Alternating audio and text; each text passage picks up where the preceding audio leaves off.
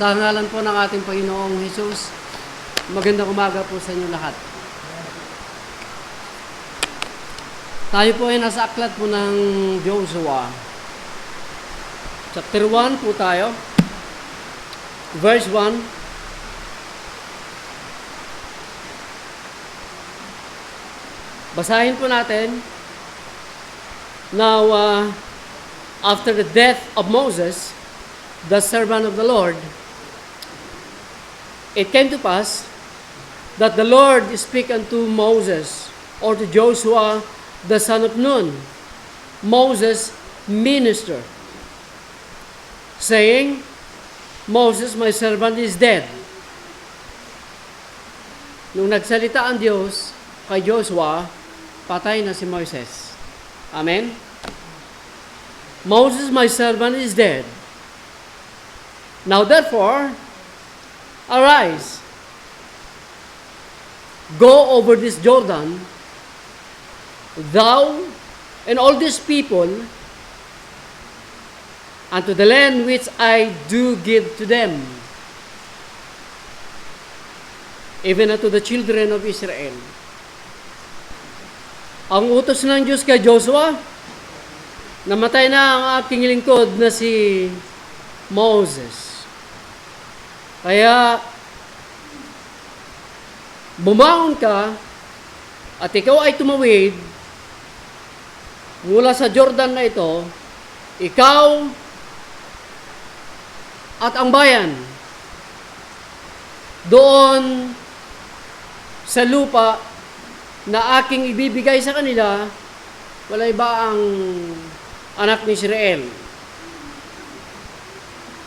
Pagkatapos na ang Diyos ay inutusan niya si Joshua na tumawid sila sa ilog ng Jordan at pupunta po sila sa Israel, yung tinatawag nating Kanaan. Si Joshua, kinausap na rin niya ang mga officers. Verse 10. Then Joshua commanded the officers of the people at sinasabi. Verse 11. Pass through the host and command the people, saying, prepare your victuals, for within 3 days you shall pass over this Jordan to go in to possess the land which the Lord your God giveth you to possess it. After God commanded Joshua to arise and go in and to possess the land that God promised to their fathers, Joshua arise that day and communion to his officers. And the officers themselves go to the people and warn the people to be ready.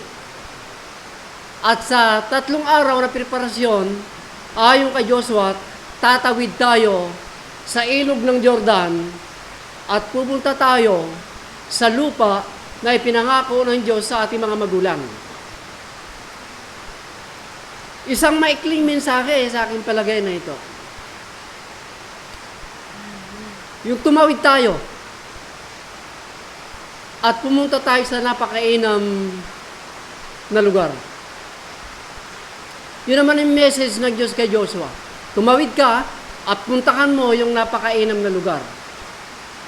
Dahil ang kanilang pinanggalingan, ang Egypt at ang desert ng Arabia, ang desert ng Egypt ay hindi mainam sapagkat ang napakainam na lugar ay ang Israel.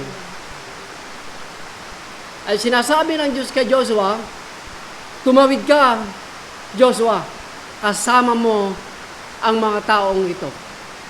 Doon sa lugar na napakainam.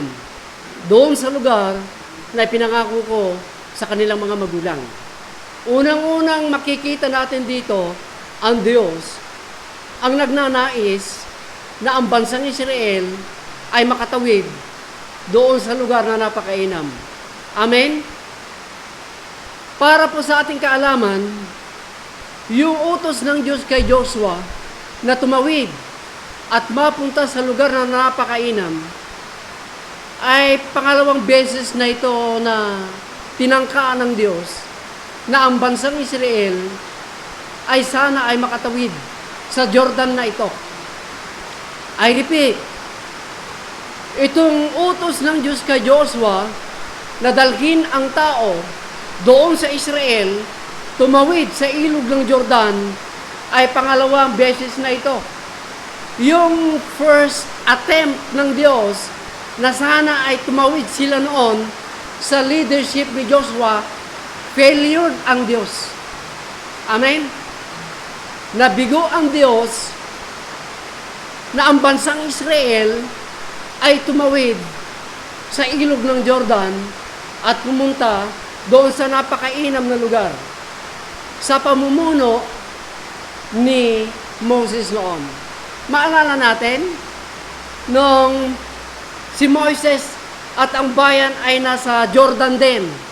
At pagkatapos na ito, dahil nag-aalinlangan ang tao, kung mayaman nga ito hindi, nagpadala itong si Moses ng 12 spies para ipakita sa bayan na mayaman yung lugar na kanilang pupuntahan. At nagdala sila ng napakaraming mga grapes. Liban doon, sa pagkakataong yun, tinanggihan ng bayan na pasukin ang Israel. Nabigo ang Diyos sa pamumuno ni Moises na makabalasyo yung mga taong ito. Unang attempt, nabigo ang Diyos. Babasahin po natin sa awit. Layo, ano? Sa awit 106. Inawit po ng mga awit na ito ang kabiguan ng Diyos na ang kanyang bayan ay madala sa bansang Israel sa pamumuno ni Moises. Kaya nag-consume sila ng 40 years. At dahil doon sa 40 years, napagod si Moises, pati si Moises hindi nakapunta. Pero may nag-consume pa silang 40 years, nabigo ang Diyos na ipasok niya ang kanyang bayan noon. Verse 24. Yeah! Sabi ng awit, they despise the pleasant land. They believe not His word. Tinanggihan nila ang napakagandang lugar o bayan o lupa. Alam niyo kung bakit inaawit ito ng mga awit na tinanggihan yung lugar na napakainam? Ito ay sa pamumuno ni Moises. Deuteronomy chapter 1, verse 26. Ito ang sinasabi ni Moises. Notwithstanding, you would not go up. Pero ayaw niyong pinuntahan ang lugar na yun, ang sabi ni Moises, but rebelled against the commandments of the Lord your God. At ang inyong ginawa, nagsasalita kayo sa inyong mga tent. Salita dito, salita doon. Kung ano-ano na ang inyong mga sinasabi. Inayawan ninyo ang napakainam na lupa. Kaya bigo ang Diyos sa pamumuno ni Moises. Hindi sila nakapasok. And second time, inutusan ulit ng Diyos si Joshua sa pangalawang pagkakataon. At alam naman natin na ipasok ni Joshua ang bayan. At titingnan natin kung paano niya ito na ipasok doon sa bayan. At ang utos ng Diyos kay Joshua, ikaw at ang bayan, puntahan nyo ang lupa na napakainam. Our message. Ano kaya? Kung tatanungin natin, bakit gusto ng Diyos ng kanyang bayan ay makapasok sa Israel. Hindi ba tayo nagtatanong doon?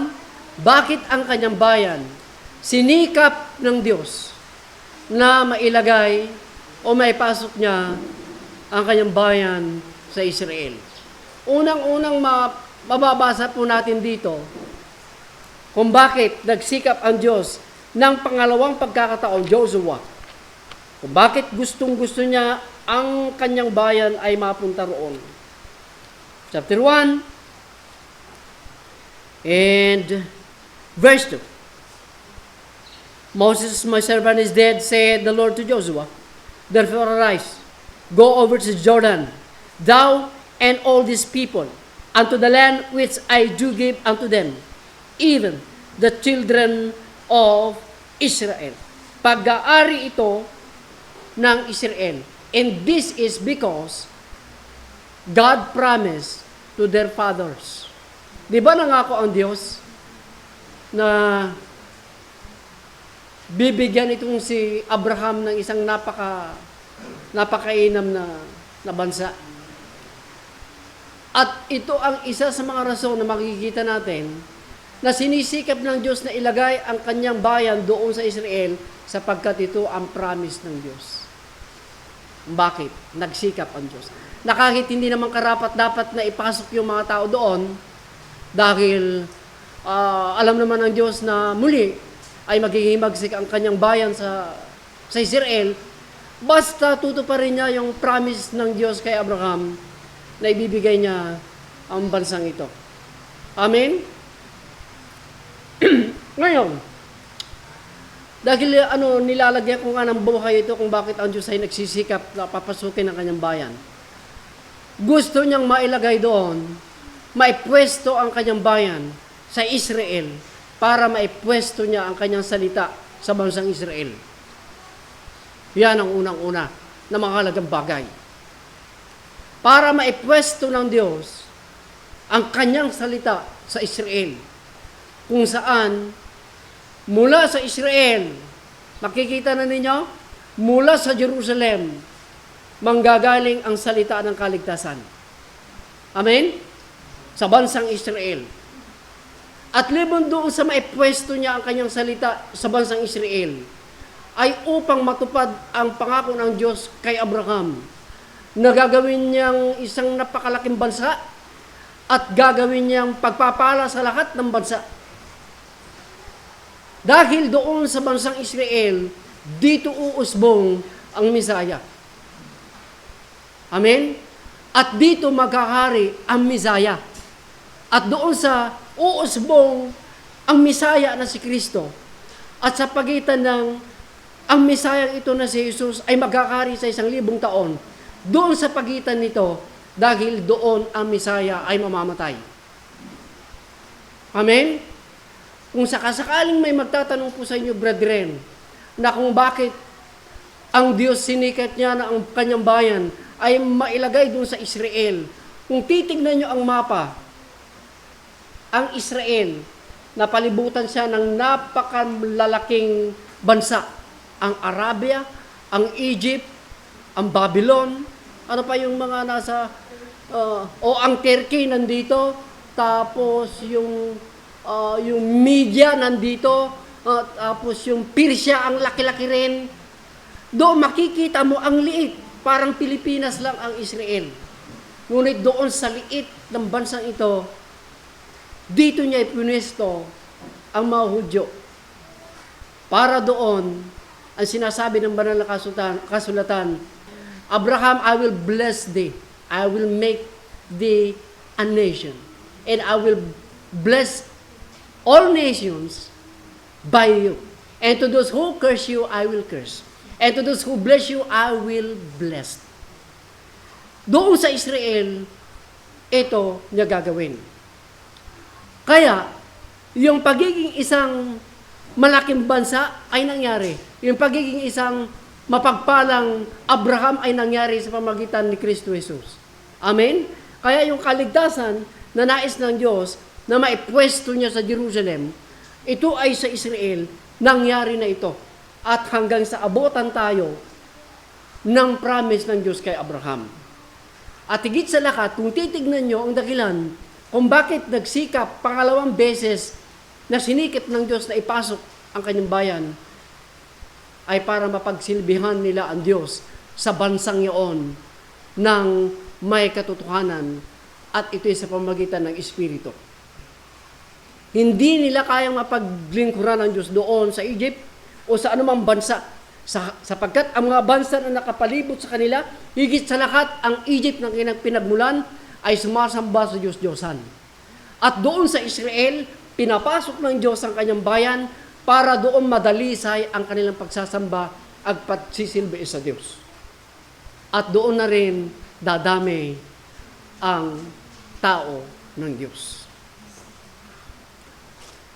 Pastor, yung message na yan, ano mapupulot natin? Ang Light of Truth Ministry,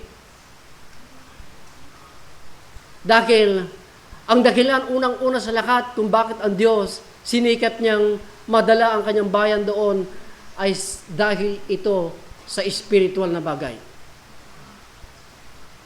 Sinikap ng Diyos ang kanyang bayan kahit hindi ito karapat-dapat. Dahil pangako niya ito at mayroong isang napakalaking dahilan ay dahil sa spiritual na bagay. At ito, ibinigay niya ang kanyang salita, baon nila sa Israel. Kaya bago sila pumasok sa Israel, sa isang araw, tinuruan sila ni Moises. Ang buong Deuteronomy ay pagtuturo ni Abraham sa kanila. Sa araw na yon ay papasukin nila ang bansang Israel. Maipwesto ang salita ng Diyos. Maipwesto ang tunay na pagsisilbi. Maipwesto ang tunay na pagsasamba. Ibig sabihin, pupwesto ang tao ng Diyos, ito ay dahil sa spiritual na bagay. Amen? Ang Light of Truth Ministry, Pastor, ang Light of Truth Ministry, nagbalasiwin o agbalasiw pa lang? When ag 40 years pa yung agpuli-puligos, Pastor. Na pagka maabutan siya na mawalan siya ng tubig pagkain, agririki na Apo Diyos. At iba ang uring pagsamba niya sa desert. Pastor, mapapatunayan mo ba kung sakasakaling nakapasok ng Light of Truth Ministry, inya dagiti pagalasinam, what is your signs na nakapasok na ang Light of Truth Ministry sa napakainam na lugar? Diba ang magandang tanong ito? Light of Truth Ministry, isa ito kung paano si Joshua at ang bayan ay papasok doon sa napakainam na lugar. Sana ang Light of Truth Ministry, pananagutan ng Light of Truth Ministry na magdadala ng tao mula doon sa hindi mainam na kalagayan, doon sa napakainam na spiritual na kalagayan. Pananagutan ng Light of Truth Ministry nang magdala ng tao doon sa napakainam na lugar na ngayon ay siyang kinaroroonan natin. Sabi nga ng Diyos kay Joshua, second time around, Joshua, ipasok mo ang bayan. Ikaw at ang bayan ay paparoon. Narigat sama dati, si Moises nga, Panginoon, patay na siya, disqualified, hindi napasok. Tapos ako, kilala mo naman yung mga tao na yan, pangunahan ko yan. Hindi nagdalawang isip si Joshua, dahil ang Diyos ang nag-utos nito. Anumang hirap na alam ni Joshua na mangyayari sa kanya, sa Kanaan, ay hindi niya inisip. Kundi ang iniisip niya ay ang pangako ng Diyos ay dapat matupad sa mga taong ito. Amen? Ang mga pangako ng Diyos ay dapat mangyari sa mga taong ito at kanilang maranasan ito. Kailangan ang pangako ng Diyos sa mga taong nakaraan ay matupad sa mga taong ito. Kaya kung anuman ang naglalaro sa isip ni Joshua na pangit, hindi na ito inisip pa ni Joshua. Kailangan ako at ang bayan ay papasok sa isang mainam na lugar. Dahil unang-una sa lahat, hindi lamang sa spiritual na bagay ang unang dahilan, ito ay sa spiritual na bagay.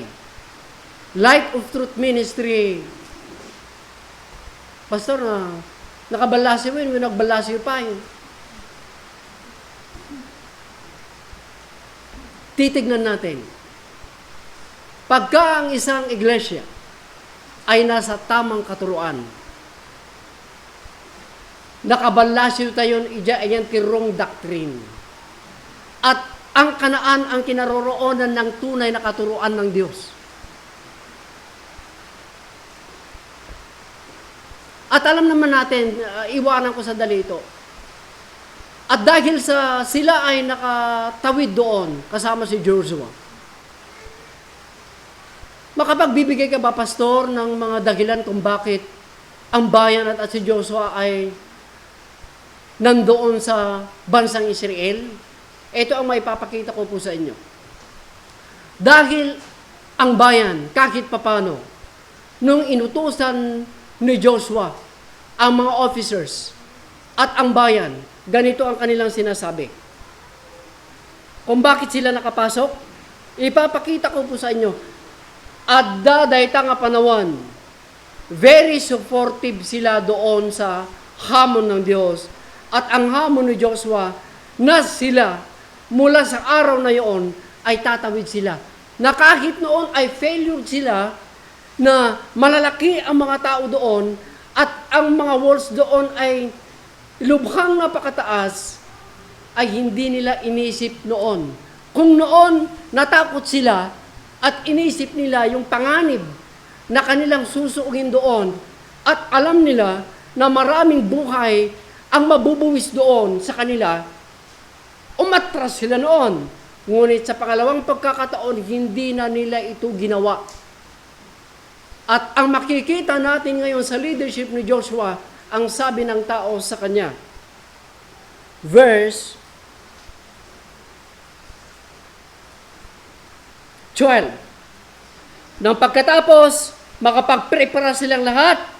And then, unahin ko po ang 10. Then Joshua commanded to the officers of the people, saying, pass through the host, and command the people, saying, prepare you victuals. For within 3 days you shall pass over this Jordan, to go in to possess the land, which the Lord your God giveth you to possess it. And the Reubenites, and the Gadites, and the half of Manasseh, ang sabi nila kay Joshua, remember the word which Moses the servant of the Lord commanded you. Ito ang sabi ng tao kay Joshua. Huwag mong kalilimutan ang salita ni Moses sa iyo, Joshua. Remember the word which Moses the servant of the Lord commanded you, saying, the Lord your God had given you rest, and had given you this land. Verse 16. And they answered Joshua, saying, all that thou commanded us, we will do. Lahat ng sasabihin mo sa amin, gagawin namin. And whithersoever thou sendest us, we will do. Kung saan mo gusto kaming sumuot, susuot kami. Anong ibig sabihin niyan, pastor? Pagka nandoon na tayo, siyempre, tiyak namin, kung anong sasabihin ni Joshua, yun ang unang-unang syudad na kukunin natin. Kung ano ang sasabihin mo, gagawin namin. Kung ang next na syudad ang gagawin namin o sasabihin mong sasakupin natin, hindi ito ang sasabihin namin, kundi yung kung anong sasabihin mo, pupuntahan namin. Naintindihan niyo? Binubungay natin ang kanilang mga sinasabi. And they answered Joshua, saying, all that thou commanded us, we will do. And whithersoever thou sendest us, we will do, according as we hearken unto Moses, and all things. So will we hearken unto thee. Only the Lord thy God be with thee, as he was with Moses. And whosoever he be that rebel against thy commandments, we will not hearken unto your words. And all that thou commandest him, he shall put to death. Lahat ng tao na hindi, kung ang sino man ang hindi susunod sa utos mo, papatayin namin. Basta, ang sabi nila kay Joshua, napaka-supportive sila. Kung ano ang sasabihin mo, susundin namin. Kung saan mo kami gustong dalhin, susunod kami. Napaka-supportive, amen? Ganyan naman ang tagumpay natin eh. Pagka walang mapagsunod, hindi tayo. Kung nakapasok ka man, sabi ng Biblia, ito prana kang tumula na dyan nga lugar. Sa Leviticus yan, chapter 18, nag-warning ang Diyos. Pagka hindi kayo mabuti dyan sa lugar na yan, isarwa na kayo tumula data nga lugar. Amo yun napasamak, insarwa, dyan lugar, napanda Babylon, napanda Assyria. Pagka walang kooperasyon, hindi mangyayari na makakapasok tayo. Amen? Naintindihan natin. Nakapasok sila dahil may pagkakaisa sa pagkakataong ito ang bawat isa. Meron silang bukas na puso na kung saan dalhin ang utos ni Joshua gagawin nila. Mahirap eh. Yung pagpasok nila sa Kanaan, isang malaking hamon sa pagiging isang matapat na servant ng Diyos sila. Dahil pagpasok nila, halos lahat ng panahon ay trabaho ng trabaho. Halos wala sa ng panahon na magpahinga. Kundi, pagpasok nila, gubat nyo dagos, tapos gubat ulit, tapos war ulit. Digmaan dito, digmaan doon, dahil kinukuha nila ang kanilang pag-aari. Meaning to say, hindi sila naglingat bilang isang servant ng Diyos na nagtrabaho sa kanilang bansa. Kung nagpapatuloy tayo nagtatrabaho sa mga pananagutan natin, walang pag-aanilangan, nakapasok tayo doon sa napakainam na lugar. At pagka nakapasok ka roon, huwag mong sabihin magpapahinga ka. Ito'y patuloy na lalaki at lalaki yung mga pananagutan at lalaki rin yung ating katapatan na tapusin ito. Katulad ng ginawa ng mga taong ito. Amen? Kung walang kooperasyon at kung walang aktibong trabaho, hindi yan talagang totoo na nakapasok tayo. Ang daming church pastor sa daigdig na napakasisibag na church, nakapasok ba sila? Hindi rin. Dahil maraming mga aspeto ang dapat nating alalahanin. Katulad ng kung tama ang iyong katuruan. Pagpasok nila, dala nila ang katuruan na itinuro ni Moses doon sa Israel. Pumwesto ang Diyos doon sa Israel. At ang hawak ng mga Israelitas ay tamang katuruan. Pagka hindi tama ang katuruan ng isang tao, hindi sila nakakapasok doon sa napakainam na lugar. Amen? And I believe in my heart, I'm very convinced, Light of Truth Ministry is one that handed a true teaching of God. Wala yung tinatawag nating feelings na doctrine. Wala ito yung parang, anong tawag dito, yung magical systems ng doctrine. Na ang alam mo ay nararamdaman mo ang Diyos pagka gumaganon ka. Oo. Hindi yan. Malugluganan ka ti Espiritu no kasta. Hindi ganyan pagdating ng Holy Spirit sa isang propeta at sa mananampalataya. Napakasimple. Ganito ito ganyan lang. Hindi yung malugluganan ka, hangaan mo dahil iti tao. Pagkatapos, pagka hindi mo na kaya, babagsak ka. Ganun ba? Nakapasok ka ba doon sa tamang lugar? Hindi, naluganan ka. Yan ang hindi alam ng tao na pagka bumagsak ka, ang Diyos, pinabagsak ka, ang Holy Spirit pinabagsak ka. Hindi. Naluganan ka. I think, no doubt, the Light of Truth Ministry, one of the Church of Christ, entered already to a pleasant land. Sapagkat ang katuruan ng Light of Truth Ministry, hindi dahil sa sinasabi ko ito at manatili kayo rito. Lumabas kayo at patunayan nyo sa ibang churches. 3 taon ka roon, patunayan mo kung tama ito o hindi.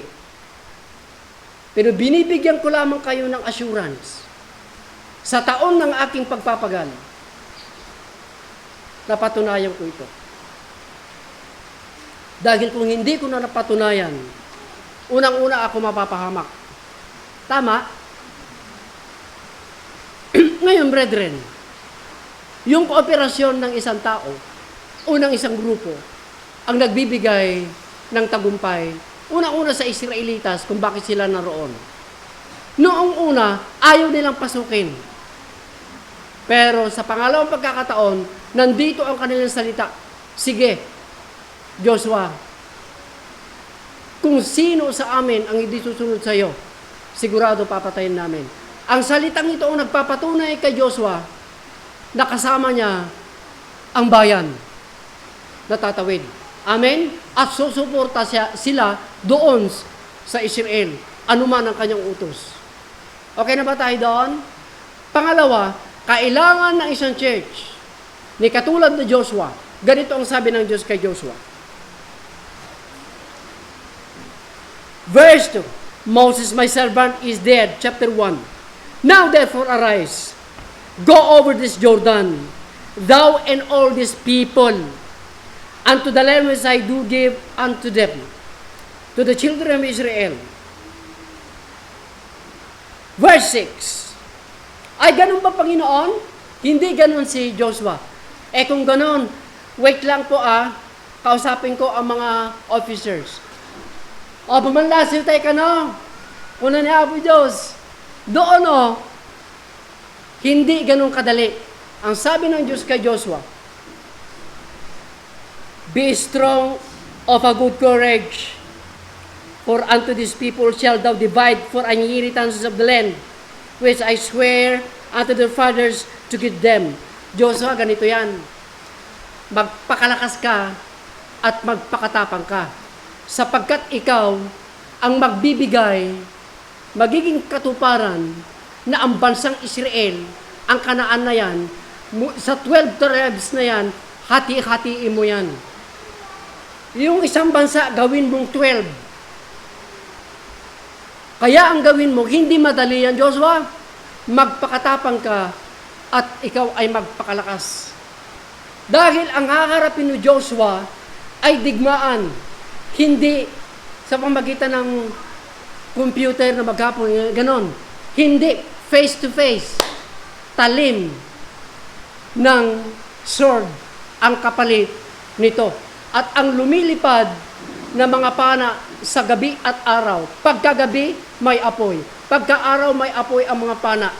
Kaya ang gagawin mo, Joshua, para magampanan mo yung pananagutan mong to divide the Canaan para sa 12 tribes, magpakatapang ka at ikaw ay magpakalakas. Pwede ka bang makipag-espada na, oy, yak, nakapractice, oy, nililipay-pay, na. Hindi, kailangan isang malakas na sundalo at isang napakatapang na sundalo.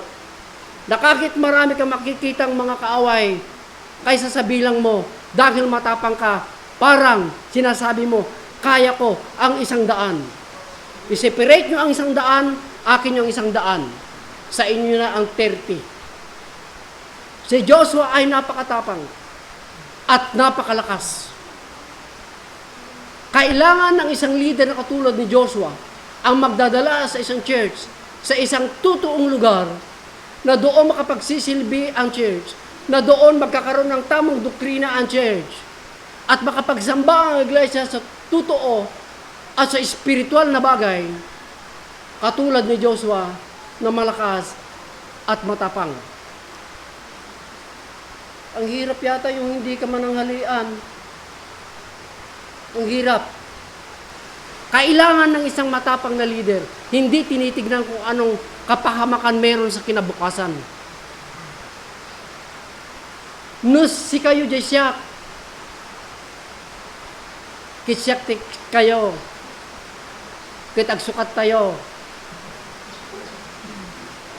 Injak amon no siyak mayapan nyo jay. Kapintas nga lugar. May pagpasigurado kanyayo sa paglipas ng panahon, hindi na kayo yung dating nandoon sa isang lugar na hindi mainam. Mas magandang lugar ngayon ang kinaroroonan ng Light of Truth Ministry. Kailangan ng Joshua ang Light of Truth Ministry?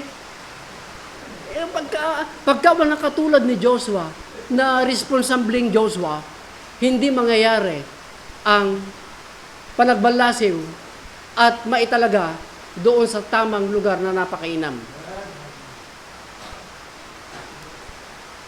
Be strong and of good courage, for unto this people thou shalt divide for an inheritance the land, which I swear unto the fathers to give thee. Only be thou strong and be courageous, that thou may observe to do according to all the law, which Moses, my servant, commanded thee. Maghirap ito. Kailangan ng isang leaders. Ano yan, Pastor? Kailangan ng leaders na katulad ng Light of Truth Ministry Church, kailangan merong Joshua rin dito. Kailangan merong silang sapat na time for reading, for applying the Word of God. Magpakatapang ka at magpakalakas, dahil pagka hindi Joshua, hindi mo matutupad yung salita na sinalita ko kay Moses. Kailangan yung matapang ka, kailangan yung malakas ka. Only be thou strong and be courageous, that thou mayest observe to do according to all the law, which Moses my servant commanded thee. Huwag kang liliko mula sa kanan, huwag kang liliko sa kanan, huwag kang liliko sa left, that thou mayest prosper whithersoever thou goest. Hirap naman. Pagka pumunta ka na, diretso ka lang, Joshua.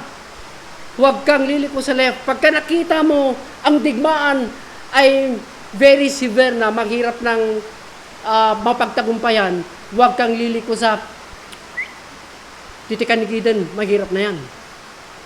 Ay, hindi pala dyan sa kaliwa dahil delikado rin. Dito na tayo sa kanan. Haharapin ni Joshua kahit anong dami nila dahil may Diyos. Amen? Kailangan ng isang taong